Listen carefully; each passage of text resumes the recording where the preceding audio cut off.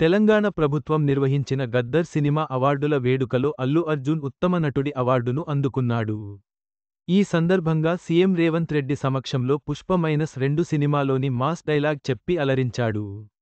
తెలంగాణ ప్రభుత్వం ఇస్తున్న గద్దర్ సినిమా అవార్డుల వేడుకలో అల్లు అర్జున్కు ఉత్తమ నటుడి అవార్డు లభించింది. 2024 ఏడాదిగాను పుష్ప-2 మూవీకి అల్లు అర్జున్ ఈ అవార్డును దక్కించుకున్నాడు. ఈ సందర్భంగా అల్లు అర్జున్ మాట్లాడుతూ, పుష్ప-2 చిత్రానికి అందిన తొలి అవార్డు ఇది. తెలంగాణ ప్రభుత్వానికి నా ధన్యవాదాలు.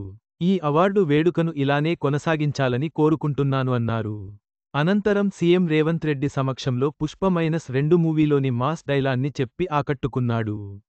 ఇది సినిమా ఫంక్షన్ కదా, తన సినిమాలోని డైలాగ్ను చెప్పవచ్చా అని అడిగి మరీ అల్లు అర్జున్ రప్పా రప్పా డైలాగ్ చెప్పాడు. అల్లు అర్జున్ యొక్క పుష్ప-2 మాస్ డైలాగ్ వీడియో సోషల్ మీడియాలో వైరల్గా మారింది.